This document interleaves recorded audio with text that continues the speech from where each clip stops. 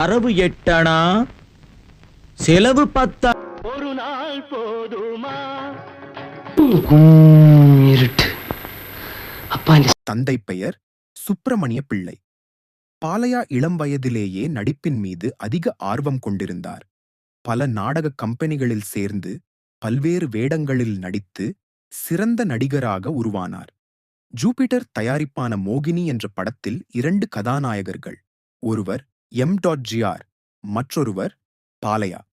பாலையாவின் ஜோடி மாதுரி தேவி, பிறகு மாரியம்மன், நாட்டியராணி, விஜயகுமாரி, ஏழைப்படும்பாடு, சந்திரிகா முதலிய படங்களில் நடித்தார். ஆண்டு பட்சிராஜா ஸ்டுடியோஸ் பிரசன்னா என்ற மலையாள படத்தை தயாரித்தனர். அதில் லலிதா கதாநாயகியாகவும் பத்மினி 2வது கதாநாயகியாகவும் நடித்தனர். லலிதாவுக்கு நாயகனாக டி.எஸ். பாலையா நடித்தார். சதிலீலாவதிக்கு பிறகு பாலையா நடித்த படம் 2 சகோதரர்கள். இந்த படத்தையும் எல்லிஸ் ஆர். டங்கனே இயக்கினார். இந்த படத்திலும் பாலையாவின் நடிப்பு பாராட்டப்பட்டது. சதி அனுசுயா என்ற படத்தில் நடித்தார்.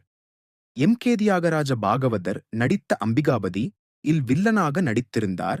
பம்பாய் மெயில், உத்தமபுத்திரன், பியூஷனப்பா, பூலோக ரம்பை ஆரியமாலா, பிருதிவிராஜன், மனோன்மணி, ஜெகதல பிரதாபன், சாலிவாகனன், பர்மாராணி, மீரா முதலிய படங்களில் நடித்தார்.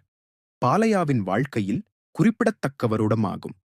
மாடர்ன் தியேட்டர்ஸ் தயாரித்த சித்ரா படத்தில் பாலையா கதாநாயகனாக நடித்தார். கதாநாயகியாக நடித்தவர் கே.எல். விவசந்தா. இந்த படத்திற்கு பிறகு பாலையா நடித்த படம் வால்மீகி. ஹொன்னப்ப பாகவதரும் டி.ஆர். ராஜகுமாரியும் இணைந்து நடித்த இப்படத்தில் பாலையா வில்லனாக நடித்தார். பிறகு கதாநாயகனாக நடித்த படம் சண்பகவல்லி. இதில் கதாநாயகியாக நடித்தவர் எம்.எஸ். விஜயாள். எம்.ஜி.ஆர். கதாநாயகனாக நடித்த முதல் படமான ராஜகுமாரியில் வில்லனாக நடித்தார் பாலையா. இருவரும் போடும் கத்திச்சண்டை படத்தின் சிறப்பு அம்சமாக விளங்கியது. இதுபோன்ற சினிமா செய்திகளை தெரிந்து கொள்ள சப்ஸ்கிரைப் செய்யுங்கள்.